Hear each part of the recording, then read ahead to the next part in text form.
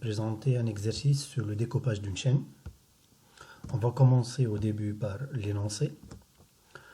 Dans cet exercice, donc, on veut découper une adresse mail en deux parties, ou bien on veut séparer les deux parties d'une adresse mail. On va prendre un exemple. Exemple, je prends mon adresse mail propre à moi, sami.garbi@gmail.com. Le programme doit découper cette adresse mail. En une première partie, c'est le nom de l'utilisateur, sami.garbi. Et la deuxième partie, c'est serveur mail, c'est gmail.com. Donc, pour commencer la résolution, on fait l'analyse du problème. La première étape dans l'analyse, il faut définir les données. Ça veut dire que qu'est-ce que l'utilisateur doit donner ou que doit donner l'utilisateur au programme. Normalement, l'utilisateur doit fournir l'adresse mail qu'on va découper. On va l'appeler tout court mail et c'est une chaîne, c'est du texte. Par la suite, on doit définir aussi les résultats. Les résultats, c'est le nom de l'utilisateur, on va l'appeler login, et le serveur, bon, on va l'appeler aussi serveur. Et ce sont deux chaînes. Par la suite, on évoque les traitements. Sans entrer dans les détails, juste on va décrire qu'est-ce qui se passe d'une façon très humaine. Donc pour un être humain, s'il va découper une adresse mail, qu'est-ce qu'il va faire? Il va prendre le login qui est toute la partie avant le symbole @ ou arrobase.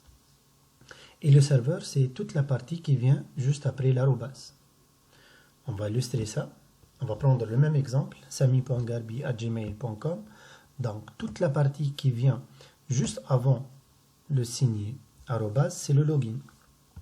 Et toute la partie qui vient après l'arrobase, c'est le serveur. Donc, on va essayer de présenter les opérations qui permettent de faire ce découpage ou bien la séparation des deux parties. On va commencer par illustrer l'algorithme d'une façon humaine, sans entrer dans les détails, juste une petite description sous forme d'étapes. Donc on va prendre presque la même résolution, mais sous forme d'étapes.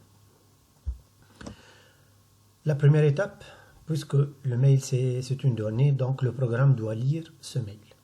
Deuxième étape, on va demander au programme d'extraire le login. Puis, on va lui demander d'extraire le serveur. Et à la fin, on va afficher le login et le serveur, qui sont les résultats qu'on a obtenus. Donc, toujours, on commence dans la résolution par une analyse qui définit les données, les résultats et une description des traitements d'une façon humaine. Puis, on va présenter la même solution, mais sous une forme plus technique et sous forme d'étapes séparées.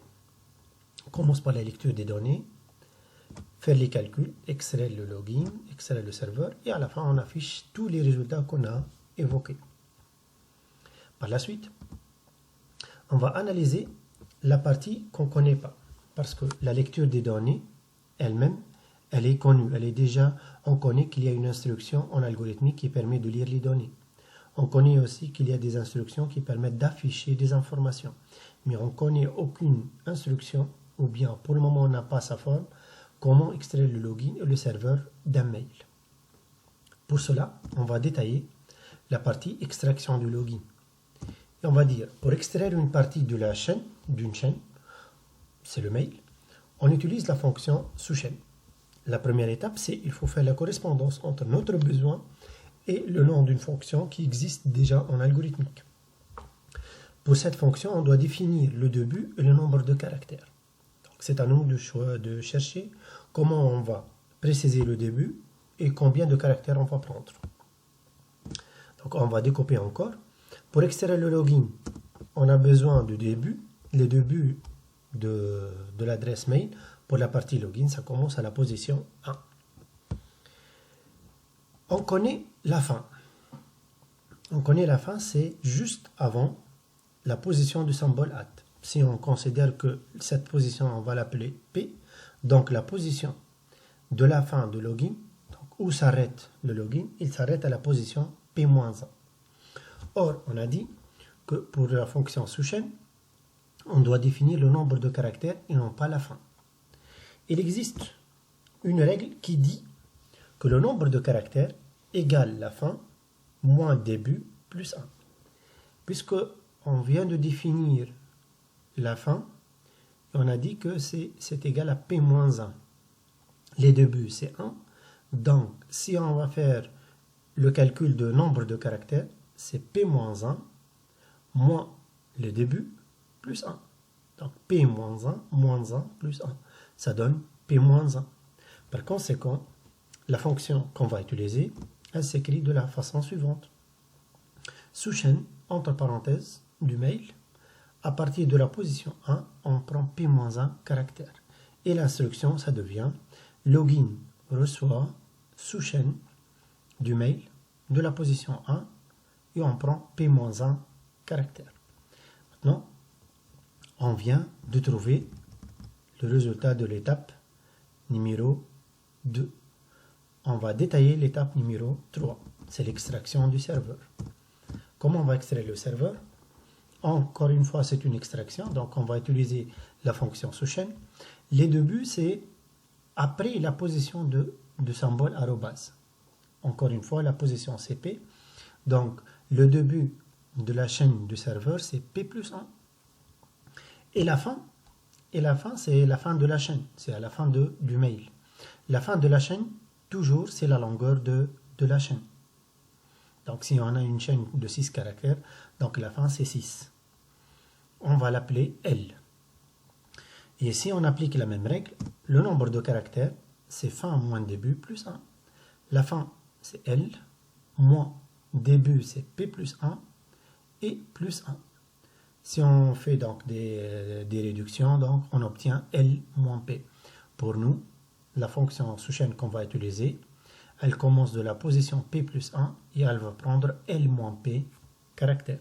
De cette façon, on a l'instruction serveur reçoit sous-chaîne du mail à partir de la position P plus 1 qui vient juste après le at et qui prend L moins P caractère.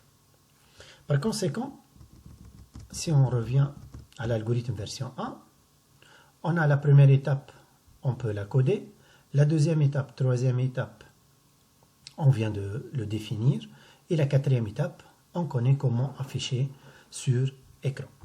Par conséquent, je peux écrire maintenant l'algorithme.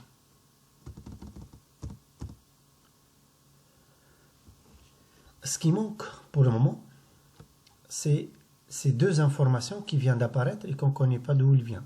C'est P et L. Comment on a su la position du at et comment on a su la longueur de la chaîne. Pour la position de at, on va utiliser la fonction position. Et il suffit de dire que P, c'est quoi? C'est la position de la chaîne at dans le mail. Donc, on va utiliser la fonction position. Pour la longueur de la chaîne, on utilise la fonction longueur. Donc, L reçoit longueur du mail. Donc, on remarque que au début, notre algorithme, lorsqu'on l'a défini à la version 1, on n'a pas évoqué le problème ni de la position ni de la longueur. Mais en traitant l'étape numéro 2 et 3, on a vu qu'il y a des étapes intermédiaires qu'il faut ajouter. C'est le calcul de la position du at et la longueur de la chaîne.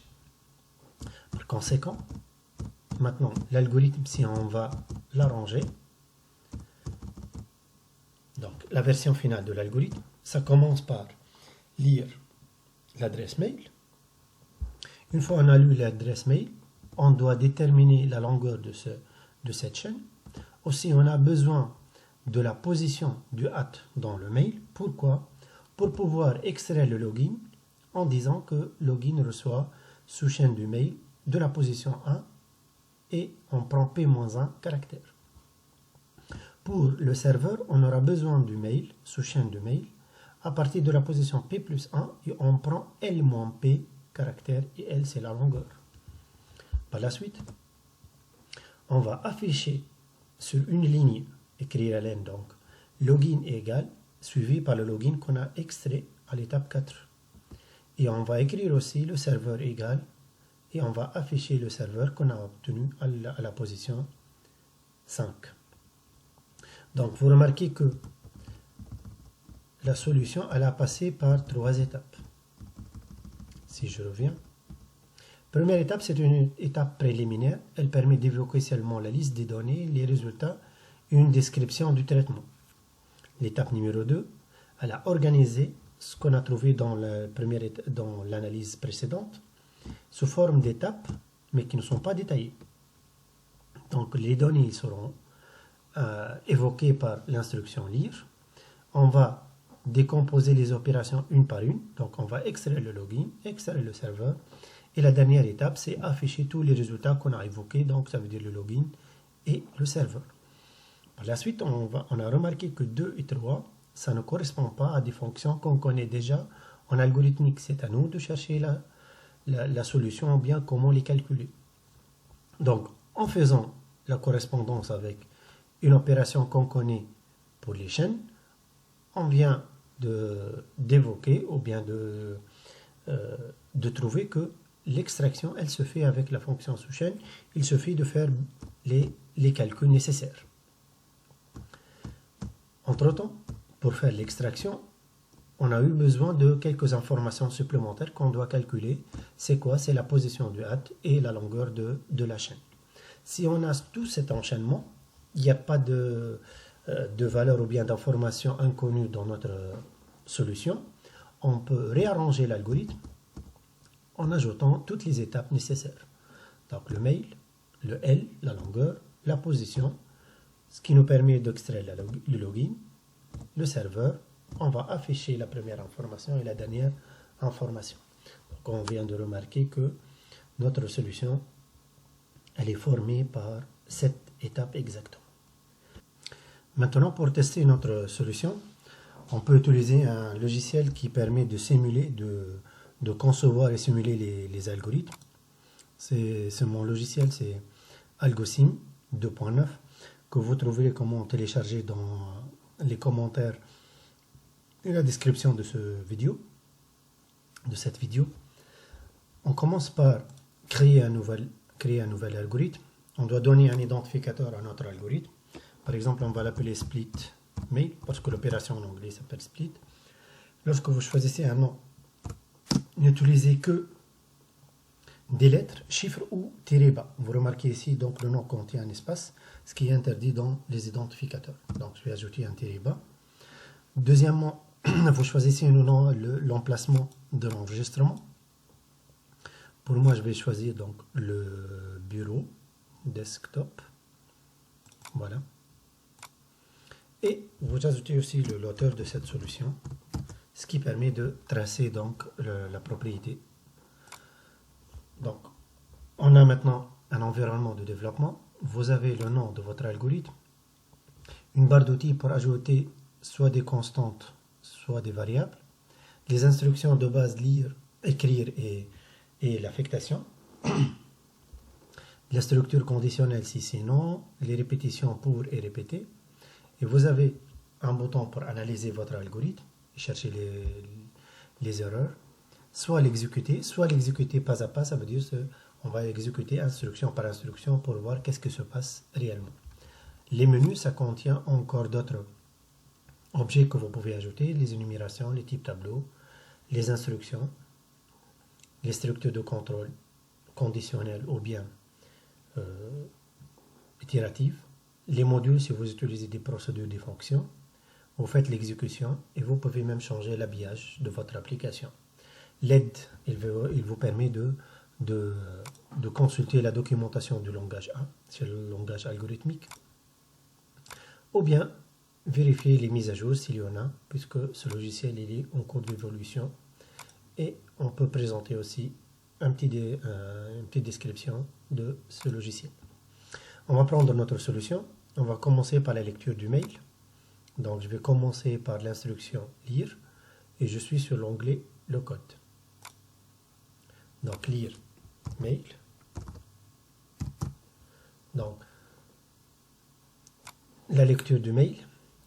Juste vous avez un message d'erreur qui vous indique que le mail n'est pas déclaré dans le module. Mais vous pouvez ajouter quand même l'instruction en attendant que vous ajoutez la variable mail.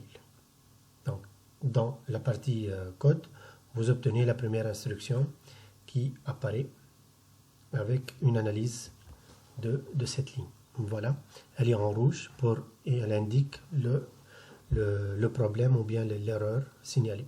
Donc je vais dans la partie variable et sur le bouton ajouter variable, j'ajoute la variable qui s'appelle mail. C'est une chaîne de caractères comme indiqué.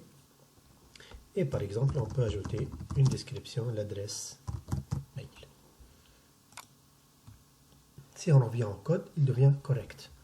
Donc on a la bonne instruction et la variable, elle est déjà déclarée. L'étape numéro 2, on va calculer la longueur de cette mail. Pour cela, on va utiliser une variable L qui va calculer la longueur de mail. Donc, juste, voilà, la fonction longueur pour le moment n'est pas reconnue, c'est bon. Ce qui reste encore une fois, c'est L. Elle doit être déclarée. La longueur d'une chaîne, c'est un entier. Donc, encore une fois, je vais dans la partie variable, j'ajoute une variable qui s'appelle L, de type entier, et qui représente la longueur. Bon, pour accélérer, juste, je ne vais pas ajouter les descriptions. L'étape 3, je vais chercher, on ne va pas ajouter la variable, on ajoute l'instruction, et au fur et à mesure, donc, selon les besoins, on ajoute les variables. P, c'est quoi? C'est la position du symbole @ dans la chaîne mail. P, encore une fois, elle n'est pas déclarée dans le module. Le module, c'est l'algorithme. Voilà, ce qui manque, c'est dans les variables, il faut ajouter la variable P. C'est un entier, puisque c'est une position, oui. Voilà. Et le code, maintenant, il est correct. Par la suite, on va extraire le login. Le login sera extrait grâce à la fonction sous-chaîne de mail de la position 1. On va prendre P-1 caractère. Encore une fois, l'instruction est correcte, mais la nouvelle variable doit être aussi déclarée. Donc je vais dans la partie variable, j'ajoute une variable qui s'appelle login. Login, c'est une partie d'une chaîne, donc elle-même c'est une chaîne. Pour accélérer encore, puisqu'on connaît qu'on va utiliser, on sait qu'on va utiliser une chaîne qui s'appelle serveur, on va la déclarer à l'avance, parce que par la suite, on va calculer avec l'instruction d'affectation. Le serveur, c'est quoi? C'est sous-chaîne aussi de mail, à partir de la position P+1, qui vient juste après le symbole @ et on va reprendre L-P caractère. Remarquez bien, le serveur il est déjà déclaré, l'instruction elle est bien écrite, on n'a pas commis d'erreur. Par exemple, on va faire ceci, donc mail P, il va vous signaler que celle-là c'est une variable qu'il ne connaît pas. Donc, vous faites attention, les informations que vous donnez à une fonction, les paramètres doivent être séparés par des virgules.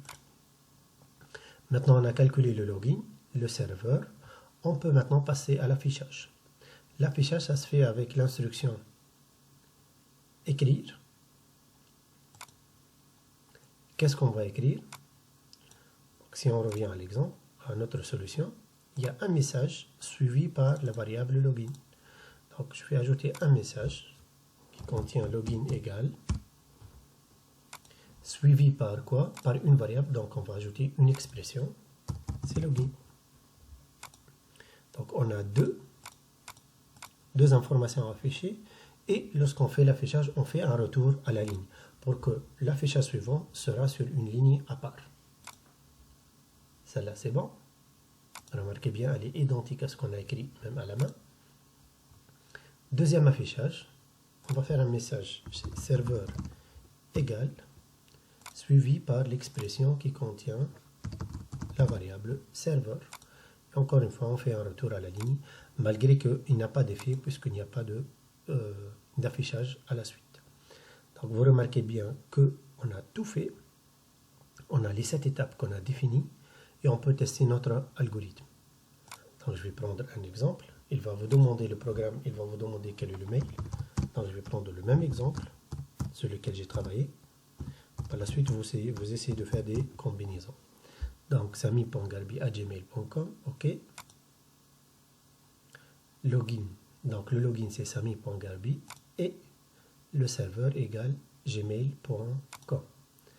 Ok, l'exécution elle est terminée. Et vous remarquez bien, vous avez une console qui contient l'information qui est saisie et les affichages de votre programme, login égal et serveur égal. Par exemple, on suppose que vous avez fait une petite erreur et vous avez oublié quelque chose ici. Par exemple, vous avez commencé, non pas AP plus 1, vous avez commencé AP. On va voir le mail.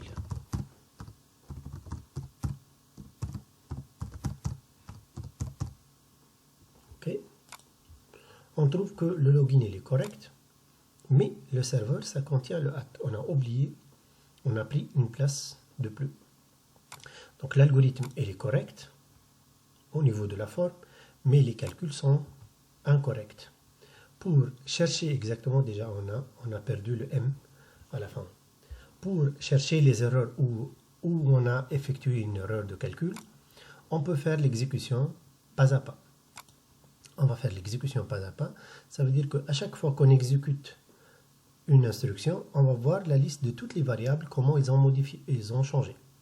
Par exemple, si on exécute l'instruction courante, c'est lire mail, il va nous demander le mail. Ok. gmail.com. C'est bon. Donc l'instruction numéro 1, elle a permis de stocker dans la variable mail cette information. Et les autres sont vides. Maintenant, on va calculer la longueur. On va l'exécuter. C'est bon, la longueur c'est 21. Si on va compter, on va trouver il y a 21 caractères.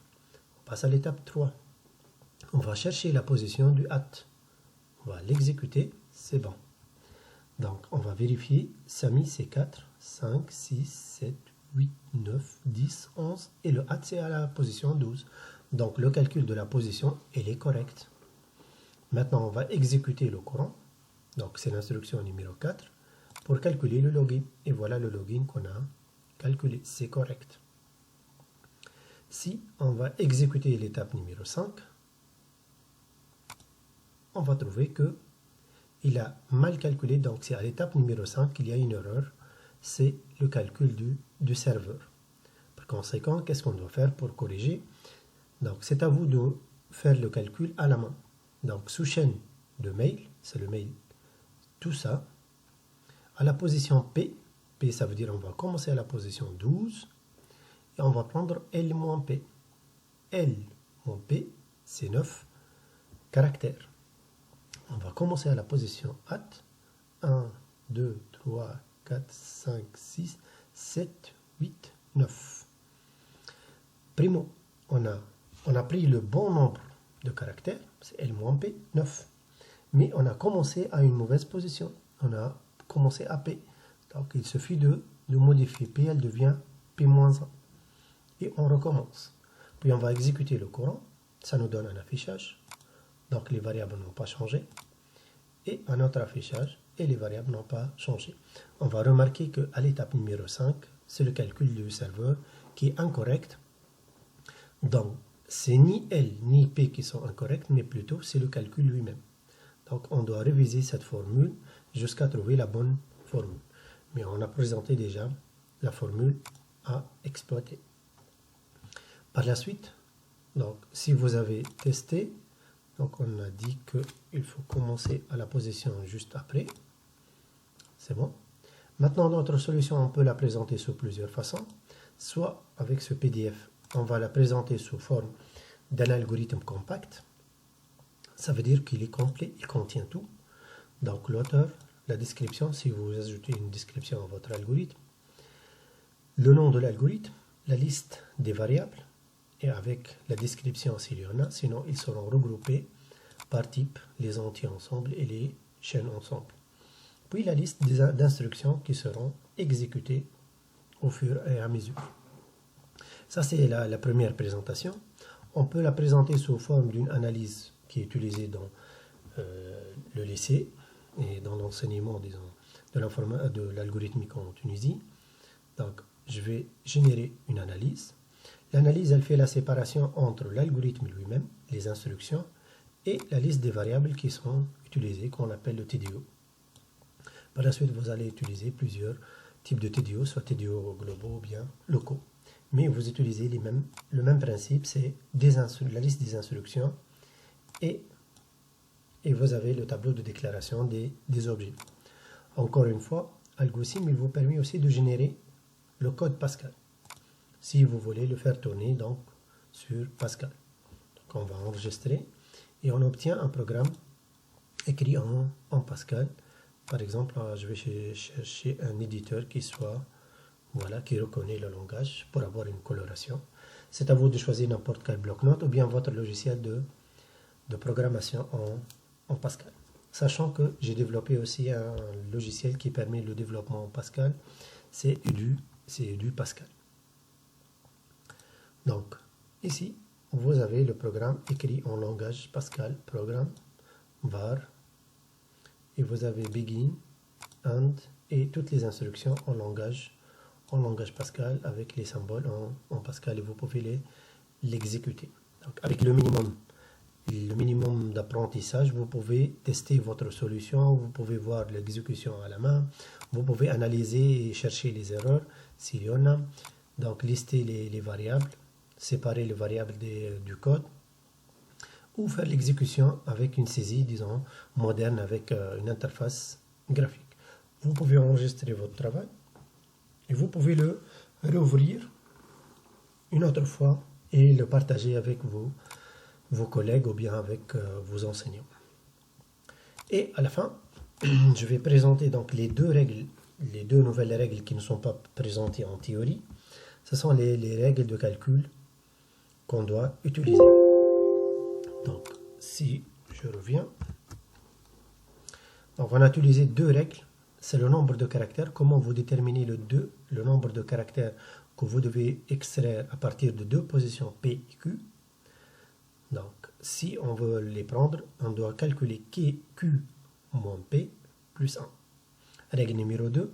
Si vous voulez atteindre la position finale d'une chaîne, elle est égale à la longueur de la chaîne elle-même. Donc, ces deux règles sont très utiles pour faire les extractions dans des chaînes de caractères. Voilà la solution, la présentation de la solution est finie. Si vous voulez télécharger AlgoSim, et vous devez aussi télécharger Java, donc vous devez vous rendre sur cette adresse et vous téléchargez le JDK 1.5 et AlgoSim pour pouvoir l'utiliser. De même, il y a une page Facebook qui est dédiée au logiciel AlgoSim, dans lesquelles je présente les vidéos et je partage les vidéos périodiquement sur l'utilisation d'AlgoSim pour la résolution des solutions, ainsi que les mises à jour s'il y a pour AlgoSim.